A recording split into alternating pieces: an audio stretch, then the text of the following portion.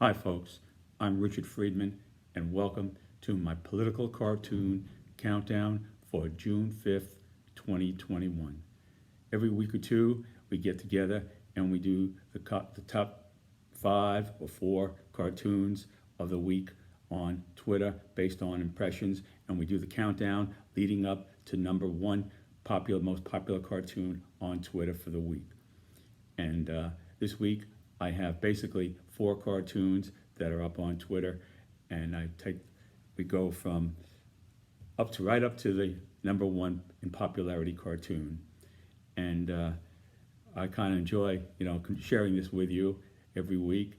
And I'd like to tell you about I have books that I've written, political cartoons, going back to 2016, the debates of 2016, right through the last days of the first Trump administration. There might be a second, who knows?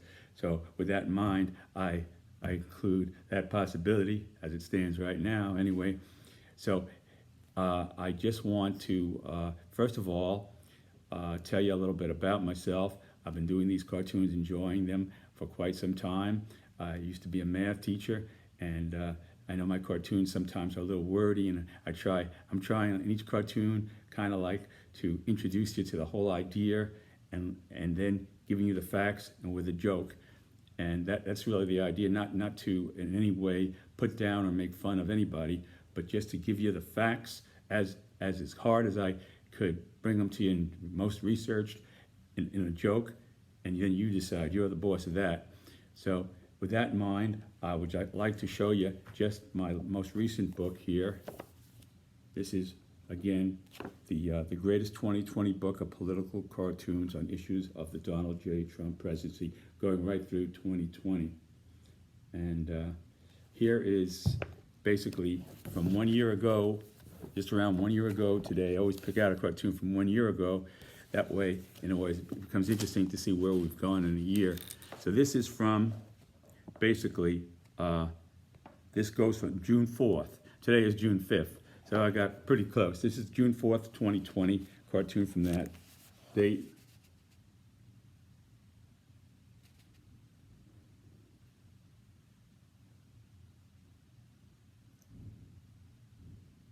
There it is.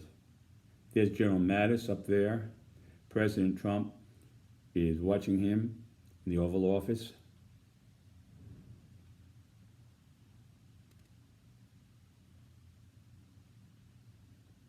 And let's have a go at this. One cartoon from my book.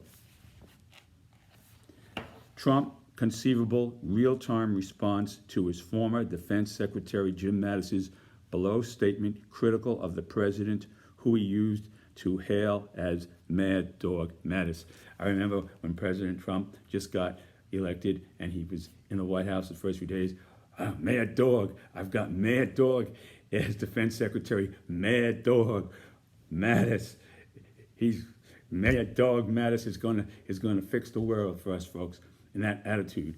So anyway, here goes the cartoon, and this is General Mattis reflecting on basically what happened there. Here, well, I'm going to read it to you. So it's yeah.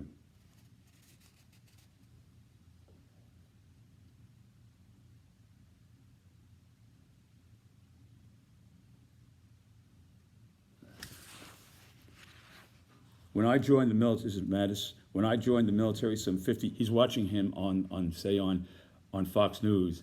He's, Fox News might have given him a shot of Mad Dog Mattis, Jim Mattis's former general, Jim Mattis. They might have put him on there for a while. So this could be on a Fox News broadcast, because I know he won't be listening to CNN or no way MSNBC. So it must have been a Fox News broadcast. Okay, when I joined the military some 50 years ago, I swore an oath to support and defend the Constitution. Never did I dream that troops taking same oath would be ordered under any circumstances to violate the constitutional rights of their fellow citizens, much less to provide a bizarre photo op for the elected commander-in-chief with military leadership standing alongside. This is when he took the walk across the park to the church, and people were hustled with all kinds of sprays and everything, and got injured, to give President Trump basically the opportunity and security to hold up his Bible in front of the church that day in protest for Floyd, for George Floyd's brutal killing. I have to say that brutal killing by the police, and that's if you saw it on TV, that's basically what it appeared to be. I wasn't there, but that's sure what it appeared to be on television. So anyway, so that's that. Okay. So I don't want to hit that one too hard. Maybe I just did, but it was that was the impression conveyed by the television. Okay, to me, that's an impression. Okay. Standing alongside, we must reject any thinking of our cities as battle space that our uniformed military is called upon to dominate. At home, we should use our military only when requested to do so on very rare occasions by state governors. So he's talking about basically about the separation of having a military control civil authorities. We have civil authorities, we have local police, and we have state police. When you bring in civil law authorities, then you're talking about something. The military, you're talking about they're designed to defend the country against an invasion of some sort, but they're not designed. They were never put together to go to defend the citizens of the United States, not to attack them. Basically, is what he was saying here. That was the purpose of the U.S. military. That is not their objective. Their objective is to defend America from its enemies that are it is not intended against American citizens. That's the bottom line. It was not intended to fight and go and to take care of in any way, shape, or form, or to attack American citizens. That was left to the states' rights and to state police and civil authorities to do that. That's how the whole Constitution was basically set up, and our government was set up in that way. So he's drawing the line here and saying that. And here is President Trump responding to that. I changed your name from Chaos to Mad Dog, giving you new life. You never brought home chaos or madness. I'm glad you are gone. So he's disappointed that he never brought home to chaos or madness, in Mattis. Because he called him Mad Dog Mattis from the get-go. He was supposed to be a mad dog, and he turned out to be pretty rational. Mad dogs generally are not rational. So he turned out to be a rational mad dog, which I guess you could call it as some sort of a paradox of some kind, So anyway, there. Excuse me. There's Mattis, President Trump in the Oval Office. So that was from June 6th, 2020. And this is the book. And if you want to take a look at it, you can find it on my website as Richard's Books of PoliticalCartoons.com. And that's no apostrophe on the S, just Richard's Books of Political Cartoons and no spaces. And when I talk of the Bronx, I always like to reflect a little bit about when I grew up there. I remember it was a really interesting place to live back in the 50s. We used to they had a swing pool on Jerome Avenue where you'd walk down 170th Street and you'd take a flight of stairs, walk up, and there always be the swimming pool. And boy, it was great to get into from a hot heat, to dive into that swimming pool on Jerome Avenue. It was like the Riviera to a kid, growing up there in the hot sidewalks, and there you were floating in a nice swimming pool, So anyway, that's just a memory I have of the summer times in the Bronx. And there was Tibbetts Brook. We used to go there too sometimes. That was nice to picnic out there. So anyway, let's get started on the countdown, folks.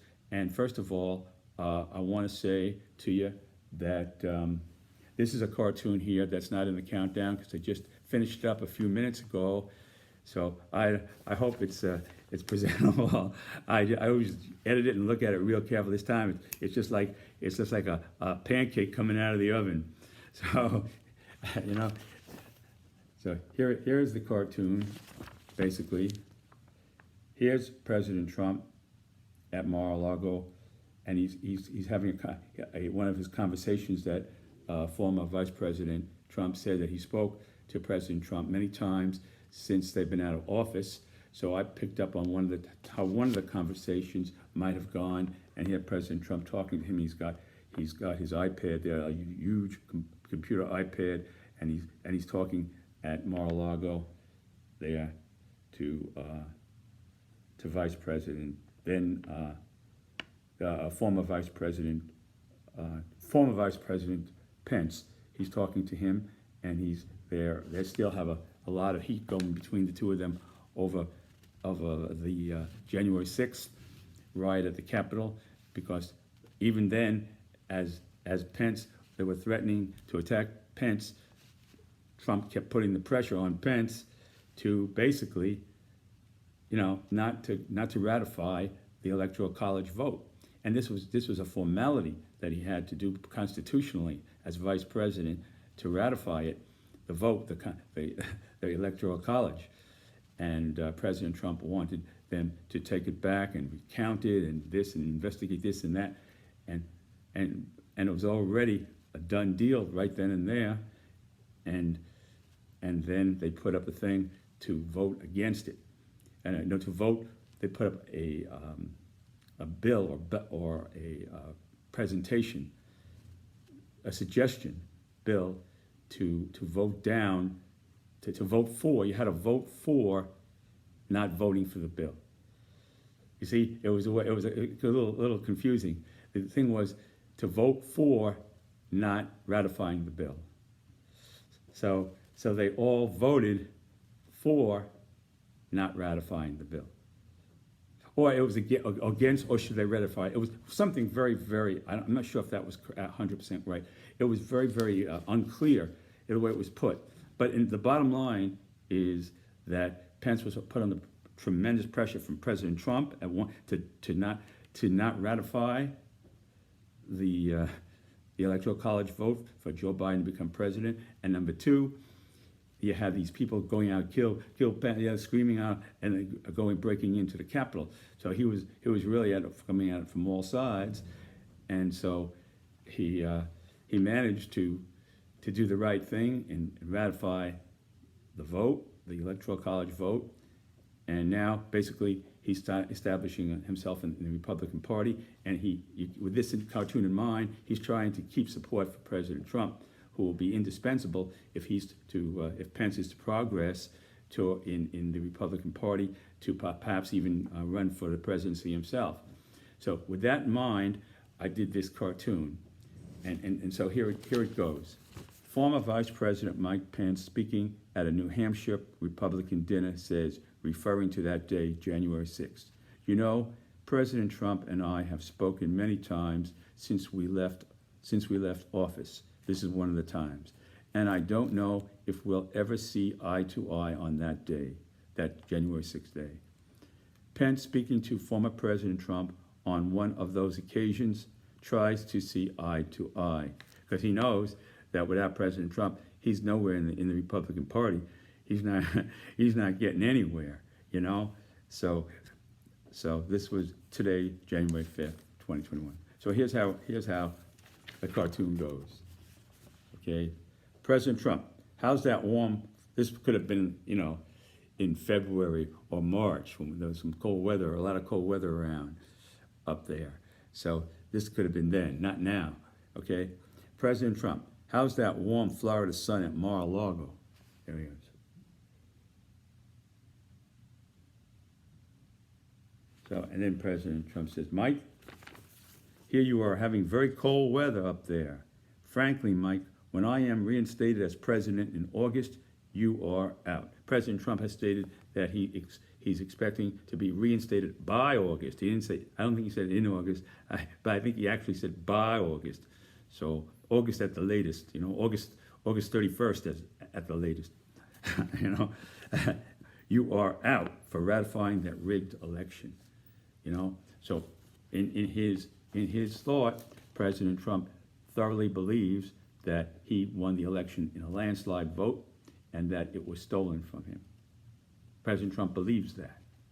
And so what's happening here is that former Vice President Pence is taking that into consideration, and he's also taking into consideration that again, as I said before, he wants an inroad into the nomination, the Republican nomination, and he wants to be an influence in the Republican Party, if not that. And so he's got those things in mind as he responds to former President Trump here. Okay, so here's President Trump responding. Okay, so, and here's Pence first responding. President Trump, how's that warm Florida sun at Mar-a-Lago? That's former Vice President Pence. And then here goes President Trump. Mike, here you are having very cold, here it is.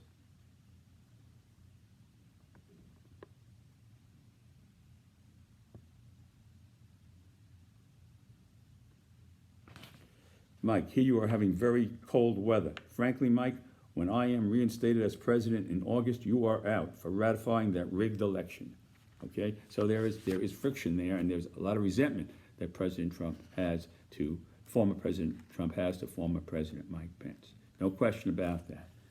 Okay, so former Vice President Pence is trying to mitigate that hostility and see eye to eye, going back to what he said. We may never see eye to eye, but he uses that analogy of seeing eye to eye. So we may never see eye to eye, but he's going to try to get as close to seeing eye to eye as he possibly can with former President Trump. That's basically what he means. He never going to see eye to eye 100%, but he's going to get close as he can get, you know. So here he is doing that. But, Mr. President, I never had the constitutional authority to overturn the election, which is true. He never had any authority to influence the election at all. He was basically there in a way as a word, it's true, perfunctory. He was a perfunctory administrator as vice president to the formality of sanctioning the Electoral College vote.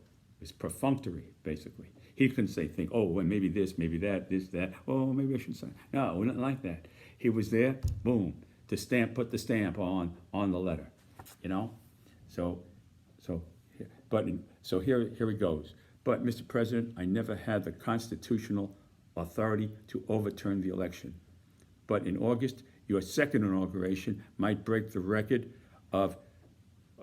audience of even your first inauguration. So he's trying to pump President Trump up, saying that your second inauguration in August might even be more, the record was broken in the first inauguration. The second one might even break that record, because this is going to be a spectacular thing, the first president in history to come back in office after only like 6-7 months out of office, and boom, he's back. It's going to be a tremendous audience. And now also the fact is that the virus, people feel more liberated now with all the shots and everything going on. So it's going to be really a mega inauguration. That's what Pence is trying to say. You know, in his mind, I guess he's trying really hard to come as close to seeing eye to eye with former President Trump as he can, for what I just said. So anyway, this was the cartoon. It's not on Twitter yet, so I thought I'd just show it to you, give you a preview of it. You know, there it is. Former Vice President Pence.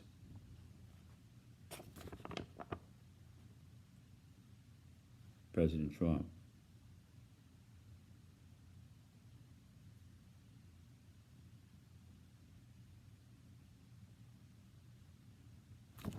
All right, folks, let's get to the countdown. Okay. This is numero 4. Here we have Joe Manchin, Little Joe. Little Joe Manchin, you know the Bonanza Little Joe? All right, but Little Joe was a little different than Joe Manchin. You know, I used to love that show. Sunday nights, I think 8 o'clock. Boy, you know. No, I think it was 9. I think it was after Ed Sullivan. I don't remember really, but I know it was Sunday night. I used to watch it. You know. Anyway, here we go. Dun dun dun dun dun dun dun dun dun dun. So anyway, here's Joe Manchin, America's Neville Chamberlain in the fight to save American democracy.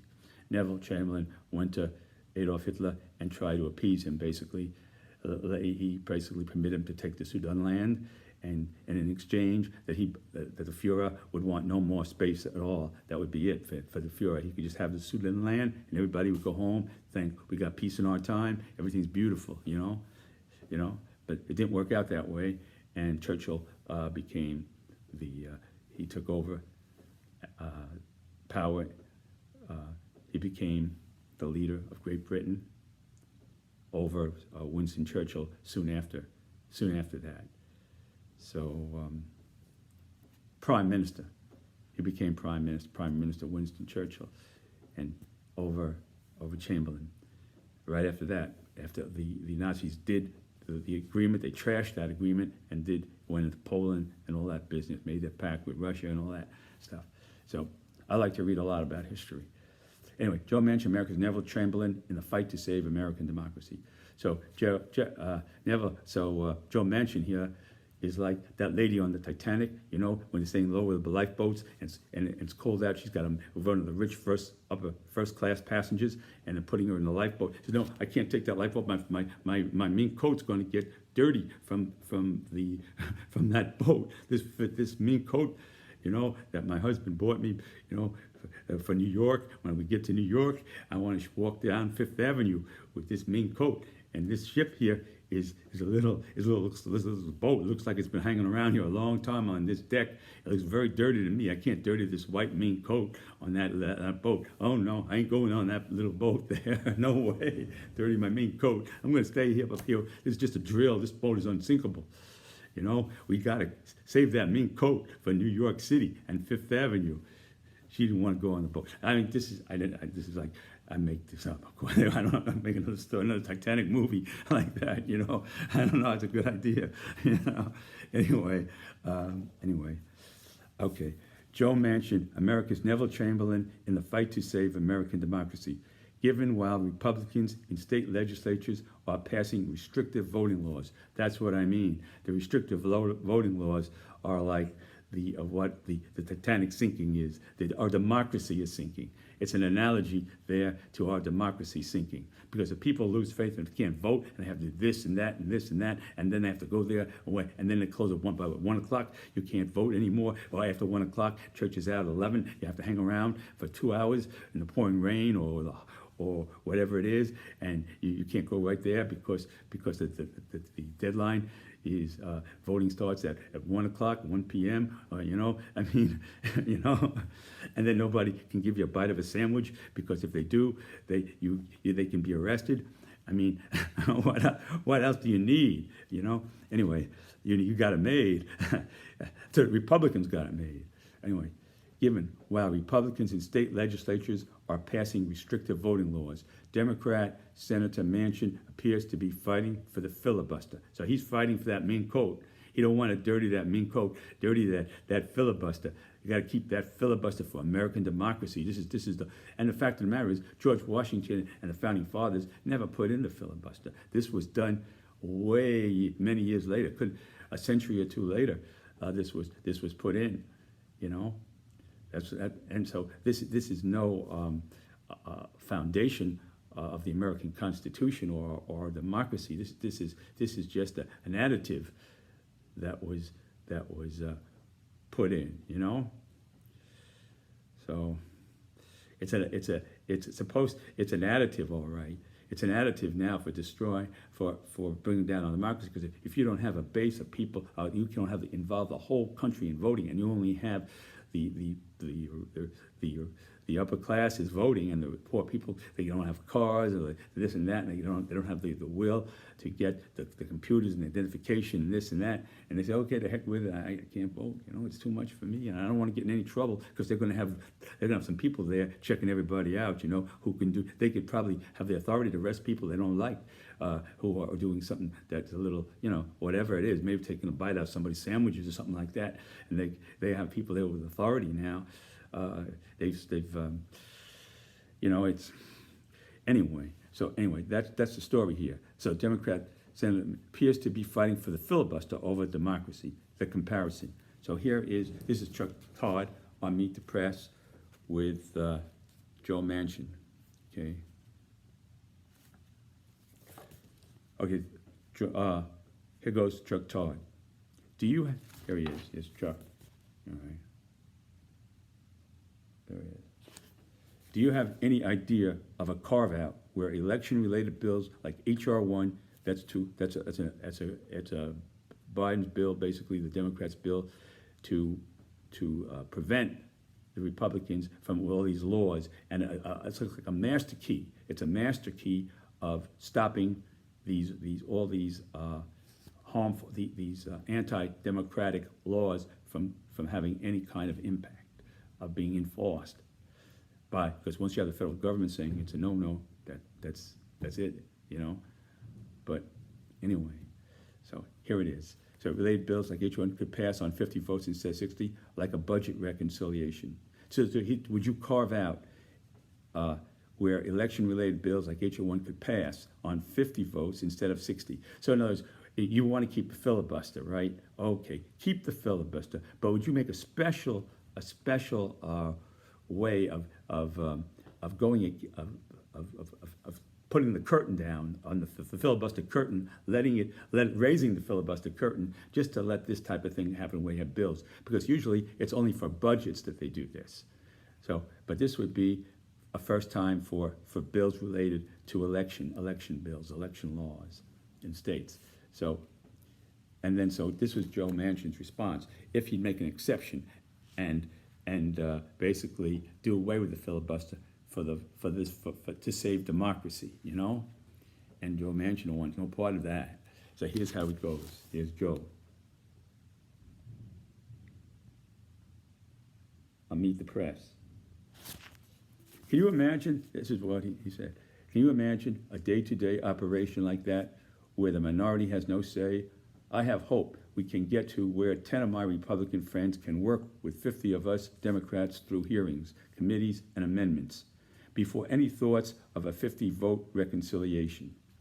But never, never farewell filibuster. So that's what he's saying.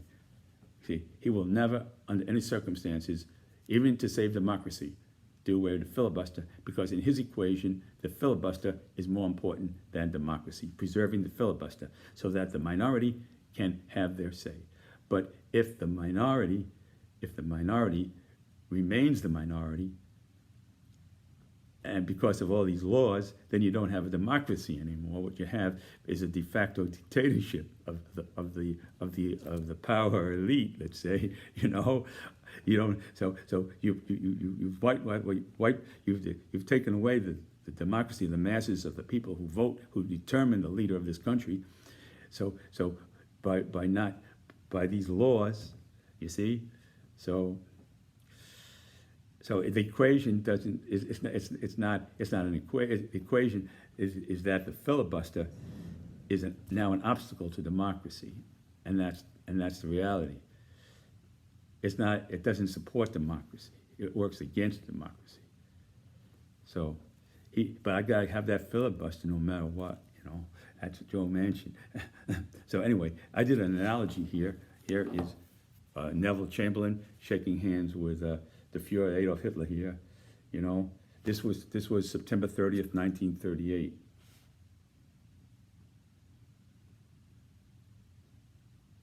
Okay, and here is Chamberlain saying, "Nice to meet you, Herr Hitler. I've heard so much about you." And then the Führer goes, Hitler goes, "Then you must know that I want to annex the Sudetenland."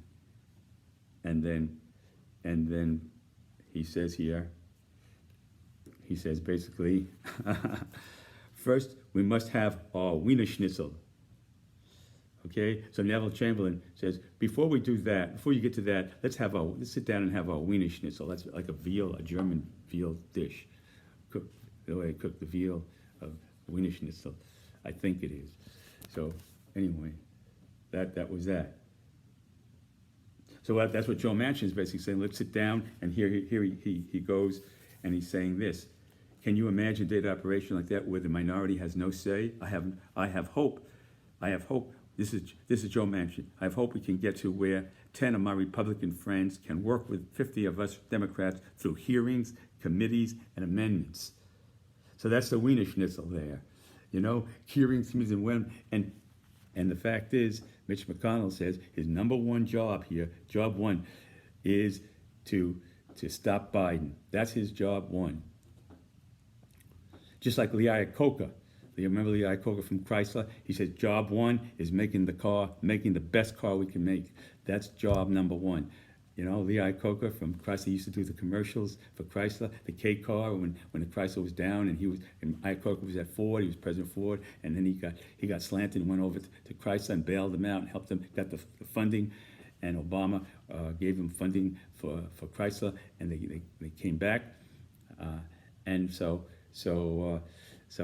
Iacocca, I don't know if it was Obama. I think it might somebody. I think it was Jimmy Carter rather. And I'm sorry about that one. I think it was Jimmy Carter who was there at that time. That was way back in the 80s. You know, that was in the 80s. That wasn't Obama. That was Jimmy Carter who backed Chrysler with Lee as a result of Lee Iacocca perhaps making his pitch on TV. If you can buy a better car, buy it. You know, and he said job number one is getting quality into these vehicles, the K car. So this is what. You know, so basically, his Manchin's job number one, Mitch McConnell's number one job now is stopping President Biden from being effective and getting his agenda passed through Congress. That's what he's there for. That's what he wakes up in the morning, goes to sleep at night. That's job number one. Just like it was with Lee Iacocca to make a good car, with Mitch McConnell, job number one is defeating the plans of Joe Biden, President Joe Biden. That none of he's going to water down his bill for the infrastructure and this and that. Not going to take any taxes away from anybody, from the rich people that are the real high upper class. And then so he really wants to hang tough, and that's job number one. You know. So he's saying we should compromise with these people, go to committees, and we should have committees, amendments, and that's what, in hearings, that's what Manchin is saying. With a guy who says job number one is stopping Biden, and he wants to sit down with committees. So you take it from there, folks, you know. Anyway, I said enough. I'm sure I said enough about that. Okay, now, here we got Senator Ted Cruz with sneaking a bottle of Coca-Cola from a supermarket.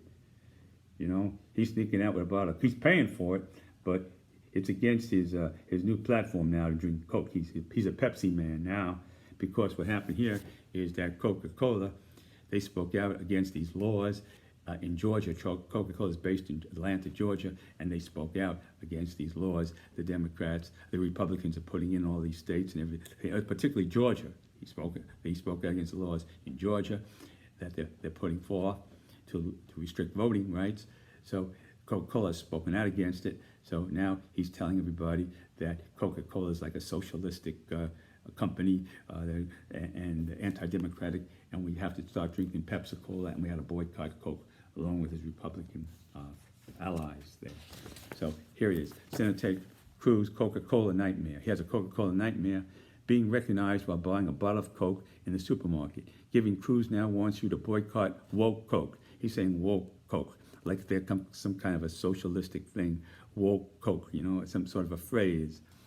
Because the company spoke out against Georgia Senate Bill 202, which makes it harder for people to vote. And given last February, Cruz explained his flying from Houston to Cancun, Mexico, while Texans froze, saying, with schools canceled for the week, our girls, his daughters, asked to take a trip with friends. So he's saying his girls, he did it for his girls who wanted to take a trip from friends. That's why when Texas went through all that terrible weather and all and the power was down, they were freezing, didn't have food or nothing. He decided to leave his fellow Texans for Cancun, Mexico, the resort there.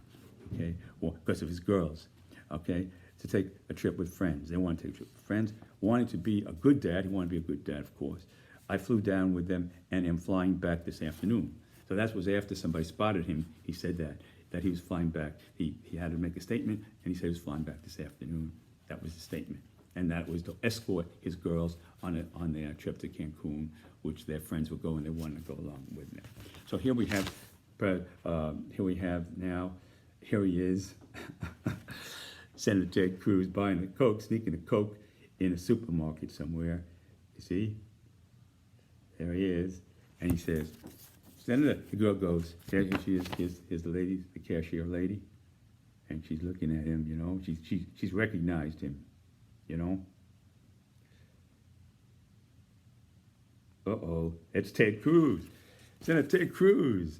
Wow, I thought you were now a Pepsi man with no more woke Coke. This is for my girls. They love Coke.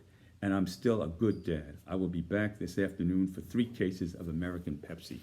So he's calling Pepsi now. He didn't say that, but that's his thinking, that Pepsi is an American drink and Coke is a socialist drink. You know, that's what he's basically saying. So there's Ted Cruz, sneaking his Coke.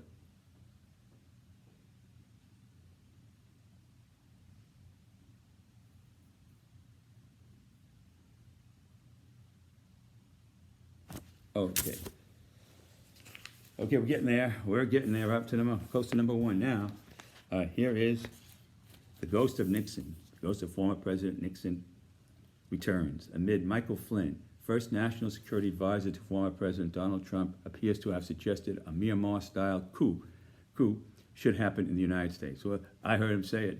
He said, and these are the words, with apparent goal of reinstating Donald Trump as president. That's his goal. Basically, he said that.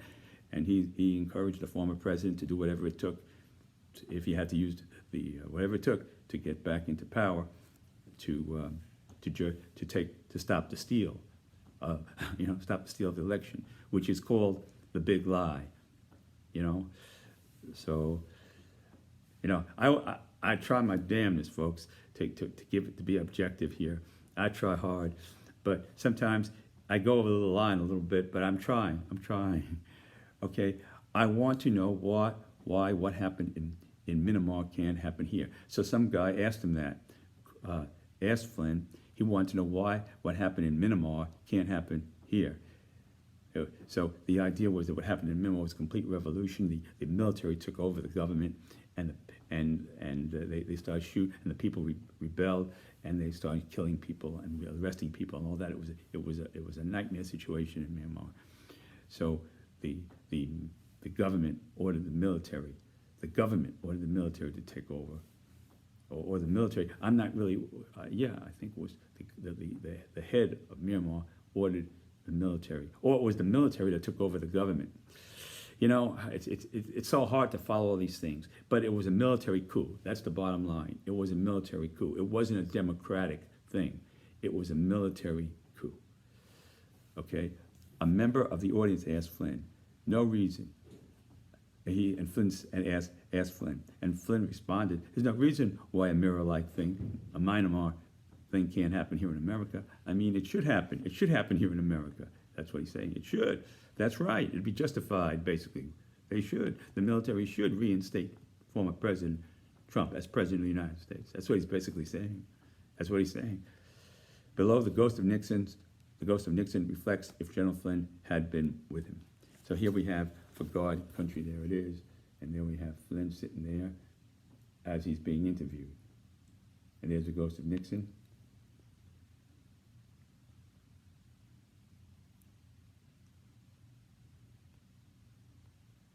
And there is former national. This was former President Trump's first national security advisor. He was the first one who he appointed.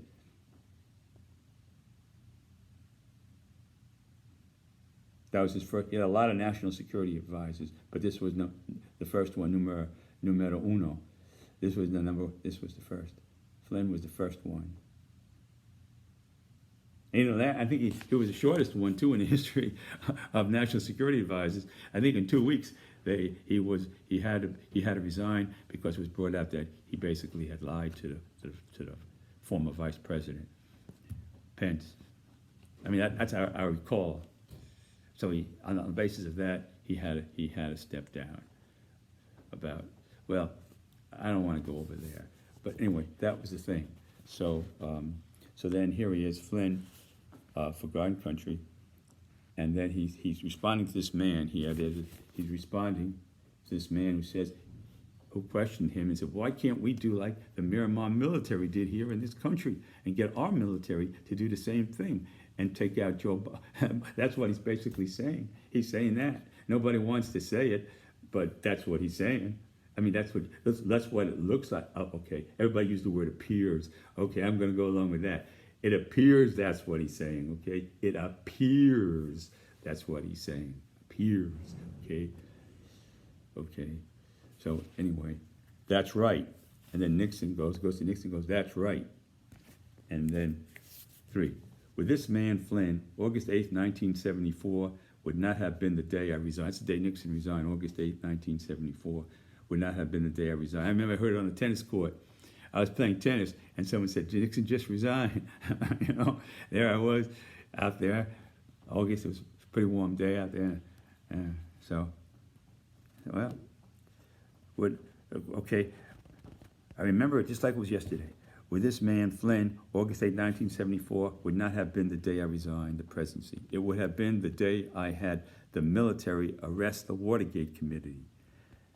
So he would have had the military arrest the Watergate Committee for treason, basically, and burn the F.N tapes. He would have his tapes, the tapes that, and ended up convicting him that there was a smoking gun that showed that he was working with the CIA, and the FBI, and there was something like that. And it really was a smoking gun that showed, without a doubt, that he was in on former President Richard Nixon, that's my name, was in on the cover-up. So he wasn't convicted of the Watergate burglary. He was convicted being involved in the cover-up. So there it is. There he is. Flynn, the ghost of former President Richard Milhouse Nixon.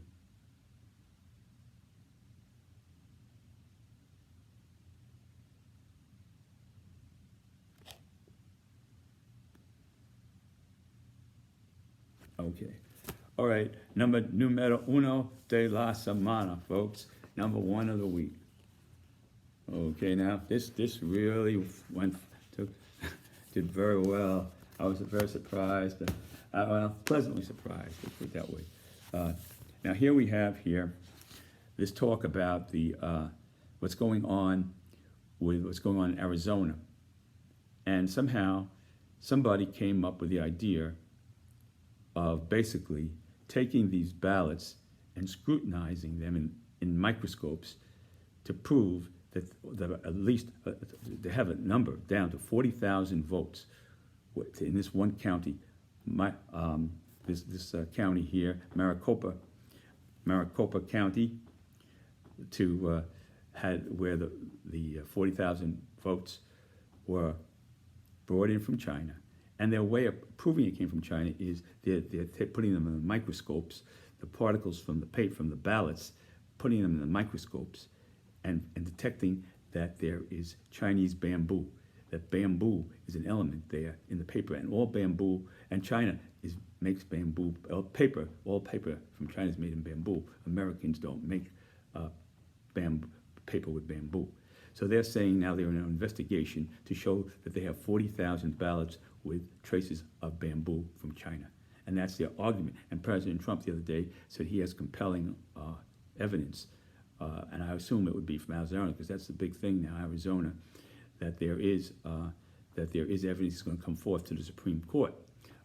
This is Mike Lindell said that President Trump has conveyed to him that in August the former president will go to the Supreme Court to present evidence he's acquired that would be so convincing that the justices would be forced to reject the 2020 election result. So you have to assume that this is really this is like what's going on in Arizona is like the I don't know is the number one spectacle right now because of this, you know. So everybody's looking at Arizona.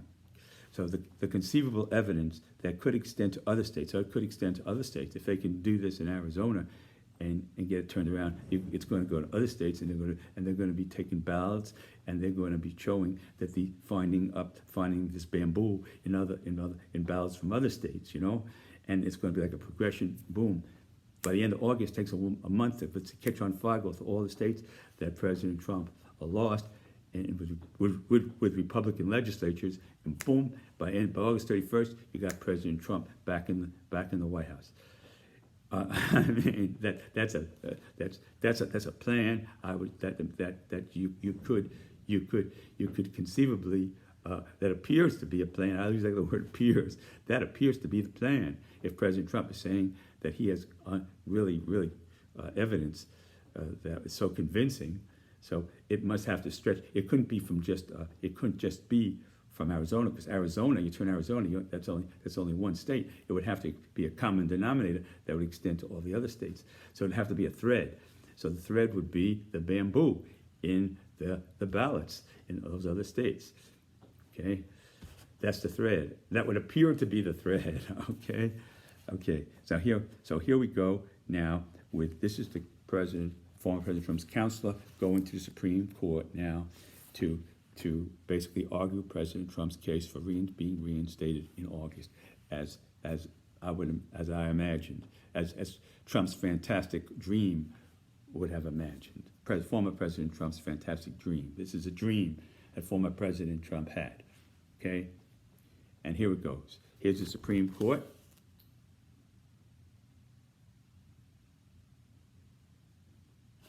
And here we go. Welcome to the United States Supreme Court. And he's saying they're talking to the former President Trump's counselor here. And here's President Trump's counselor with a microscope. There's President Trump cheering him on. Go. There's President Trump. There's the microscope, and there is the bamboo there, and with the particle from the paper that they extracted from the ballot, paper ballot. This is what they extracted, the bamboo. There in the microscope slide, there's the microscope, there's the counselor, there's the Supreme Court.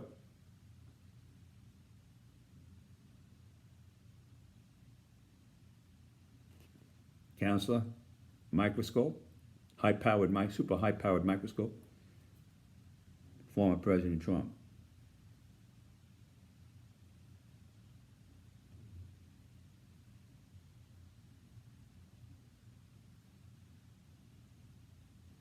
Okay. Welcome to the United States Supreme Court. And we go, number 2. And then here's the attorney responding to them, the justices. He's responding, and he's saying, number 2, thank you, honorable justices. Today, this very high-powered microscope has slides from 40,000 votes for Biden, paper ballots containing bamboo fibers that prove all those ballots were flown in from China fraudulently. Yeah, right out. Okay, that were flown in fraudulently from China. Okay, that all those ballots were flown in from China fraudulently. That's the proof there. So then we have here, counselor. This is the Supreme Court asking a rational question. There you go. There's the Supreme Court asking a rational question. Okay, there it is. Rational question. Number 3. Counselor, don't other countries besides China produce paper products with the same bamboo? Other countries make paper with bamboo too. So then he goes, yes, yes. But the DNA fibers from our ballots matches the DNA from our Chinese toilet paper. So they took the Chinese toilet paper and they extracted the bamboo, and there was a DNA matchup between the toilet paper DNA and the DNA in the ballots from Arizona, from that particular county. Okay? So then, and here's President, so that was it. So then the court says, makes its decision in number 5. The court makes its decision. Here it is, number 5. The court makes its decision right here.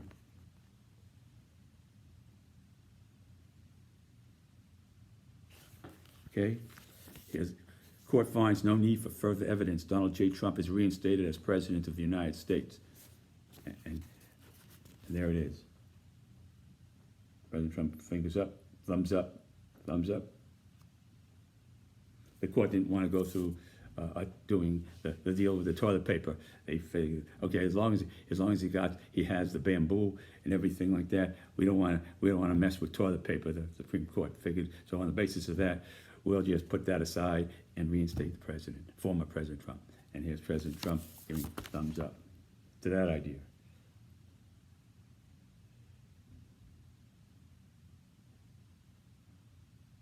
Okay, I just want to say one thing, and things pop in my head.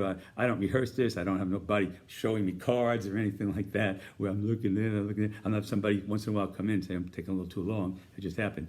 But I have nobody flashing cards in my faces or do that. This is all coming from me.